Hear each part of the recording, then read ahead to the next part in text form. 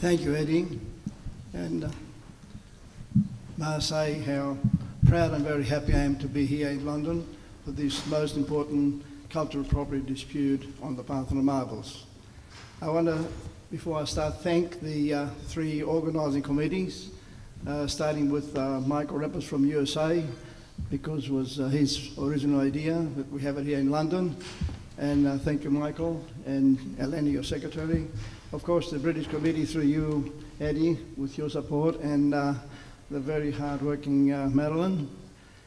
And may I also thank my committee in Australia, one of the vice chairmen, Russell Darnley, IOM, who's a wonderful person, gave me great support, and especially the new and young secretary we have, Dennis Tritaris, who worked tirelessly to put this function together with Eddie and Madeline. So ladies and gentlemen, when I speak on the Parthenon Marbles, usually it goes for an hour, so don't worry, I'm not going to speak for an hour, because I also have some 200 slides that goes with it. I'm only going to speak about how I started and why I started, and of course, for the case for the return. People often ask me why I believe so strongly that the Parthenon Marbles will return to Greece. It all began back in 1911, when my father, at the age of 11, was sent from a small island in Greece called Kythera to Australia to begin a new life. He settled in North Queensland, right up north, and married my mother, another Kytherian, who also came to Australia in a young age. They had two sons, my year older late brother Peter and me.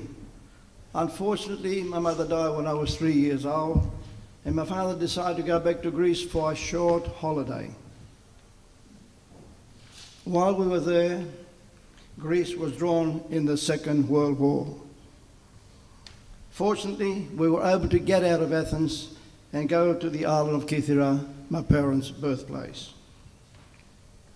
We spent all the war years on the island, and during this time, I learned something that no school or university could have taught me. I learned the real meaning of justice, freedom, and friendship. We went through hard times. First of all, we were there as tourists. We had no home of our own, only distant relatives, because all my father's immediate family were in Australia. We were not there as Greeks or Australians. We were classed as British subjects, and you all know the great danger that any British subject in Europe, let alone in Greece, faced at this time.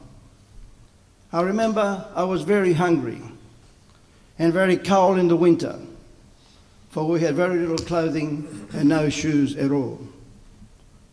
We were very frightened. Whenever the local kids wanted to tease us, they would say, "I'm going to tell the Germans or the Italians about you."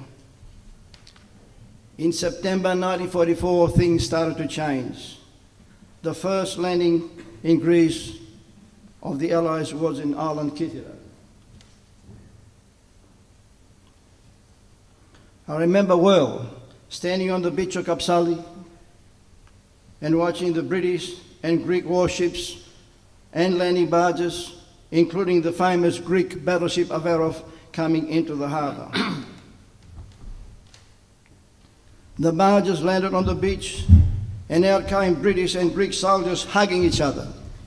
I remember Greek soldiers kissing the ground with tears in their eyes and shouting, "Homa Elleniko, Homa Elleniko, Greek land, Greek land." They were kissing old women saying, "Manulamu, Manulamu, my mother, my mother." A little later, a British officer fully dressed in his uniform, with all his medals, decorations, stepped out of one of the barges. He had held out something blue. I refused to take it. He opened it, broke a small piece and ate it. Then he gave it to me. It tasted great. My first experience with chocolate. At this point in time, I'd like to tell you, only a few meters from where the British officer gave me the chocolate, there is a house that has this plaque in front of it. It's written in English and in Greek. I will read it to you in English. HMS Gloucester, 1939-1941. In this house with its surrounding garden, German forces detained survivors of the British cruiser HMS Gloucester, sunk in the Kythera Straits on the 22nd of May 1941. Landed on this beautiful island of Kythera, the local population fed and clothed them, otherwise they would have surely perished. The HMS Gloucester Association extends their everlasting gratitude for the help and substance gave to them during their captivity here, June 2001. Ladies and gentlemen, all these experiences instill in me a strong commitment to the principles of justice, freedom, and friendship. It's not only me who believe in justice, freedom, and friendship. The British nation and its people strongly espouse and believe in justice, freedom, and friendship. They have demonstrated this over the years.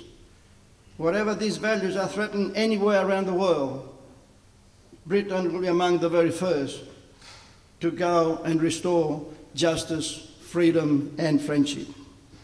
This is why I strongly believe that the Parthenon Marbles will also receive the justice and freedom that they deserve.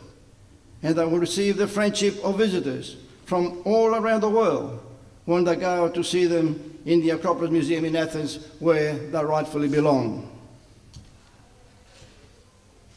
Ladies and gentlemen, we must never forget that the Parthenon Marbles are an irreplaceable part of Greek heritage and national identity.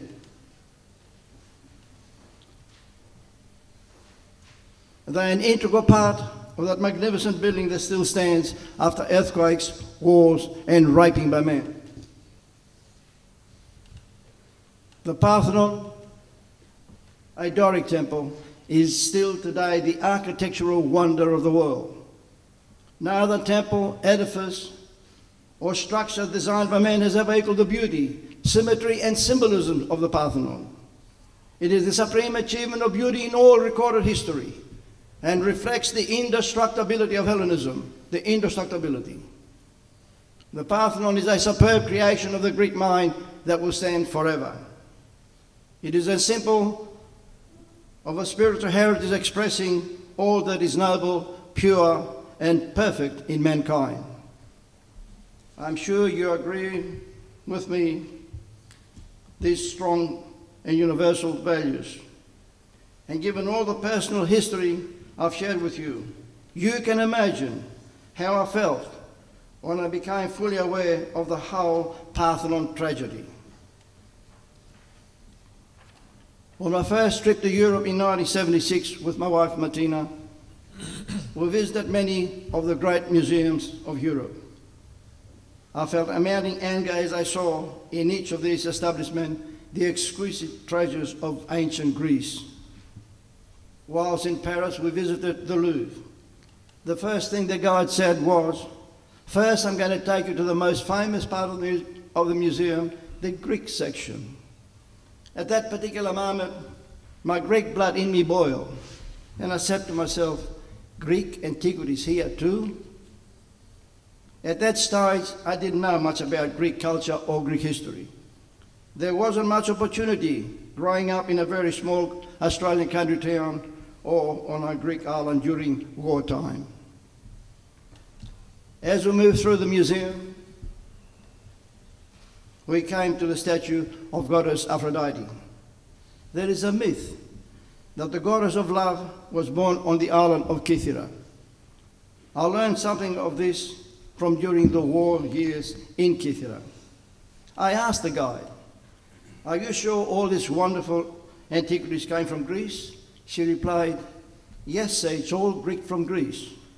I asked again, "Are you sure a small country like Greece could have such wonderful antiquities?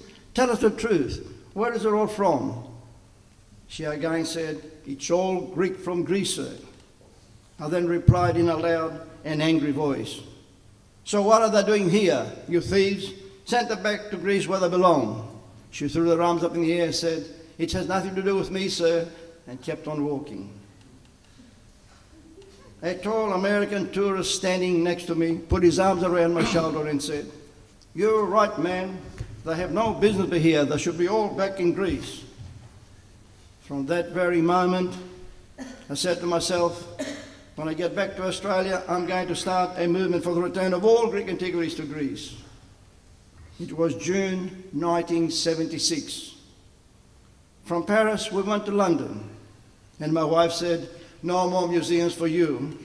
If you put on another performance in the British Museum like you did in Paris, you might end up in jail." Because by this time, I was very upset and angry. That year, we didn't go to the British Museum, but I have visited the museum on several other occasions since. And here I'm here with the British historian William Sinclair, the writer of 3 books, Lord Elgin and the Marbles, and also with the first chairman of the British Committee and the vice chairman, the late Professor Robert Branning and Graham Beans. From London, we travelled to Greece, and when we went up onto the Acropolis and saw the Parthenon for the very first time, I had that magnificent sensation. I'm sure everyone who has visited the Parthenon for the first time has their own recollection of that magic moment. I purchased a few books in English about the Parthenon and its sculptures, and by the time we returned to Australia, I knew more about the Parthenon than most people.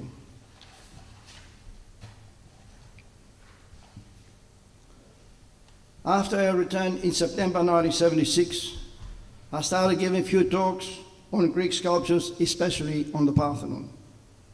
I tried to set up a committee for the return of all Greek antiquities, especially the so-called Elgin marbles, but most people thought I was some kind of a nut. Of course, this didn't stop me from giving talks and presentations on the subject. By October 1981, I managed to form the first committee outside Greece to campaign for the return of the Parthenon marbles. This first initiative was at the AHEPA National Convention, where I moved this motion. The motion was seconded by one of the first Greek Australian judges, my very good friend, Mr. John A. Kusoglous, MBE, KSA-AE. It was passed unanimously. This is now a historical document. I was given full authority to act on behalf of the Order of AHEPA Australasia, and in later years on behalf of AHEPA International. One of the very first things we did was to call the marbles the Parthenon marbles, as a matter of principle. I started giving lectures illustrated with an extensive slide collection throughout Australia, New Zealand, the USA, and Greece. The lectures were presented to community groups and delivered in universities and schools. The most recent one, last week, in the Sahiti School in Johannesburg, in the presence of my very good friend, Mr. George Bezos.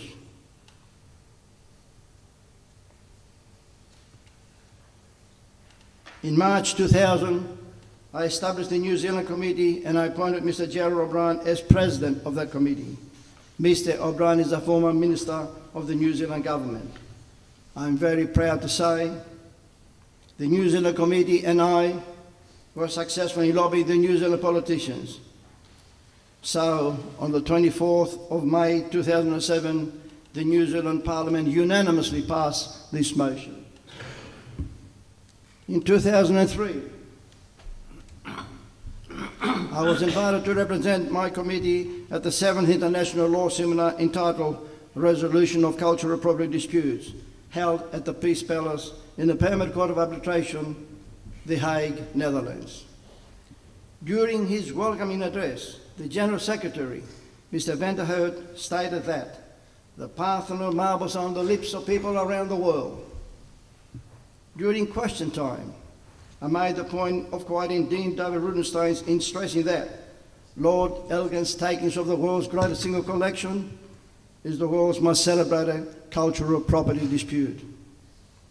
In the coffee break afterwards, a lady approached me and said to me words to this effect: You tell your minister, Professor Venizelos, to be more cooperate and more understanding. How dare he comes to London to launch the new Acropolis Museum opposite the British Museum in a warehouse. How degrading for the British Museum. To which I replied, Madam, first of all, he is not my minister. I am an Australian. And after all the Greek minister wants is the return of the Parthenon Marbles. And the Parthenon is in Athens and not in the British Museum. Ladies and gentlemen, what is upsetting is when people is saying in support of the British Museum and his followers that Lord Elgin actually saved the marbles from vandalism, weathering and pollution. And worse still, that the Greeks of today don't deserve to get the marbles back because they're not the same Greeks of 2,500 years ago that created them. I use a few stories when I respond to these arguments. Have we forgotten what the 28th of October 1940 means to Greece and to the world? One can say, what has the 28th of October 1940 got to do with the Parthenon Marbles? I say it has a lot to do with it. A handful of Greeks stood up to the might of Mussolini and Hitler's army with a heroic ochi, no, and gave the Allies the first taste of victory in the Second World War. Why did these men fight and die? And what were they fighting for? For justice, freedom and friendship. 2,500 years ago. 2,500 years ago, during the Battle of Thermopylae, 300 Spartans responded to the Persian demand, lay down your arms. With a heroic reply, Molon lave, come and take them. Why did these men fight and die? And what were they fighting for? For justice, freedom and friendship. In 1826, during the War of Independence, Greek fighters were seizing the Acropolis. The Turks barricaded themselves up on the Acropolis and were running out of lead. They were about to start tearing down the Parthenon to retrieve any traces of lead to make bullets. When the Greeks realized what the Turks were about to do, they sent a message saying, don't touch or destroy our ancient temples. We will give you our bullets to kill us with. What a sacrifice! Have you ever heard of an army running out of bullets and be given bullets by their enemy? What a sacrifice, and for what? For ancient ruins and dilapidated roofless buildings. Ladies and gentlemen, the world must understand what the Parthenon Marbles means to the Greeks. They are pride, they are sacrifices, they are a noble symbol of excellence, they are a tribute to the democratic philosophy, they are the essence of Hellenism. When finally the Greeks defeated the Turks up on the Acropolis, the leader of the Greek fighters said to his men, pointing at the Parthenon, this is what we have been fighting for the ancient things are never old for modern Greeks. The spirit that symbolizes forever young, and it is the spirit of civilization, freedom, friendship, and democracy. That is what we fought and died for. How dare they say that the Greeks of today are not the same as those of 2,500 years ago? Greeks have never left the land. They have been there for thousands of years and still speak the same language from Alpha to Omega. In closing, I would like to remind everyone something that was said during the dilapidation, or should I say the raping of the Parthenon. I'm sure you have heard it before, but it has to be said again and again and again. When Lord Byron's friends were travelling through northern Greece, a wise old Greek said to them words to this effect, you British are taking away the treasures of our forefathers. Preserve them well, he said, because Greeks one day will come and demand them back. Well, ladies and gentlemen, that day has come, and not only Greeks, but Hellenics from all around the world have joined the Greeks, who are crying out with the loudest of voices, we want them back. Why? Because these marbles are ours. They're an irreplaceable part of Greek heritage and national identity. Usually, the great wrongs of history can't be made right. But on this occasion, a great wrong can be made right by returning the Parthenon marbles to Greece.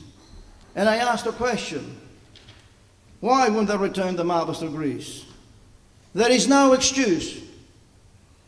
I feel it is to the utmost importance that the British and Greek governments get together with an open mind and in the spirit of justice, freedom and friendship, and resolve this most important cultural property dispute once and for all, because this issue is not going away.